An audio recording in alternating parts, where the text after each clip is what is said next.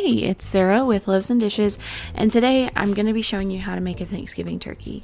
Now, this is pretty involved, but trust me when I tell you that this will make the best turkey that you have ever had in your entire life. And in this video, I'm not using a turkey. I am using just a whole chicken. So this recipe can be done with either. So if you're having like a small family gathering and you don't want to do a whole turkey, you can do this with a whole chicken. You'll just need to cut some of the recipe parts, like where you would use less. For a turkey, since I'm doing this with a chicken, you will need to use more. Now, I will say this brine recipe is the correct recipe for a turkey or a chicken. You'll just need a big pot if you're doing it with a turkey. So it's chicken stock, salt, pepper, or black peppercorn, some bay leaves, some allspice berries, a whole onion, a whole clove of garlic, and you can put those in papers and everything. And then you're going to add your whole your whole turkey, and you want to make sure that it's fully submerged. And then you're going to put that in your fridge. You're going to let it brine for 12 to 24 hours. If it's a turkey, I would definitely go for 24.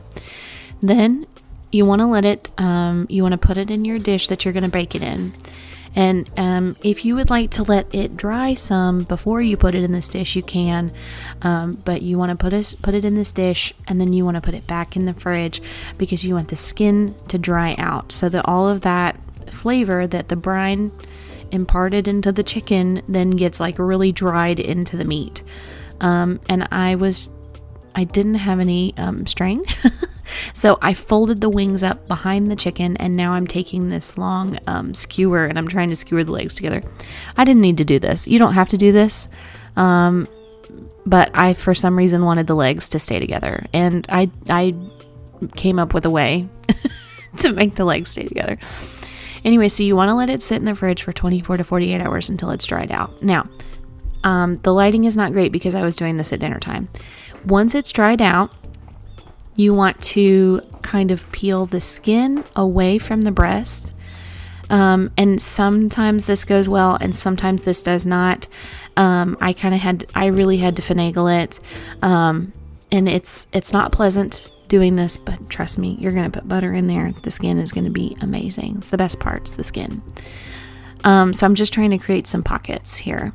And then I have a herb butter mixture. I just took some butter that I let soften, and then I put some rosemary and thyme in it, and that was it. And I scooped up a bunch of that with my hand, and I'm going to shove it under the skin. I have wanted to be vegetarian for a long time, and watching this and having to do this is very gruesome to me, but my God, is it delicious when it's done. It was so good. I begged my mom to make turkey like this every year. She wasn't going to do it this year, and I kind of had a hissy fit about it. I was like, no, this is the best way to make turkey. Anyways, so you want to put butter under the skin, and then you want to slather the outside with butter. You want to do the whole thing. I forgot about doing the back, but that was fine. It, kind of ran back there. You also want to make sure that you salt the entire thing. You want to be generous with the salt. You want to salt the outside of the chicken or the turkey, the whole thing. You want to salt the inside of the cavity as well. So yeah, there, I just took that skewer out. I got upset with it. So make sure that you're salting everything. And with the butter and the salt and everything, some of it's going to come off anyway. So make sure that you do a little bit more salt than you think you need to. So now for what you put inside the chicken cavity, I did some onion, I did lemon, I did a couple apple slices. You could also add cinnamon sticks. You want to add a little bit of chicken stock inside the cavity. And what that does is it's going to keep everything moist while it's baking. And you want to bake it for about 30 minutes. And after 30 minutes, if there's no drippings, you want to take chicken stock and baste it with chicken stock. But if there are drippings, you'll baste it with the drippings. Then you're going to reduce the temperature to 350, and you're going to bake it until it reaches an internal temperature of 165. And when you take it out, you want to cover it with some aluminum foil and let it rest.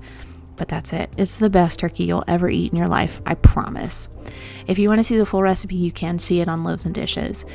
You can listen to our podcast on Dorks with Works, and you can find that wherever you listen to podcasts. Be sure to subscribe.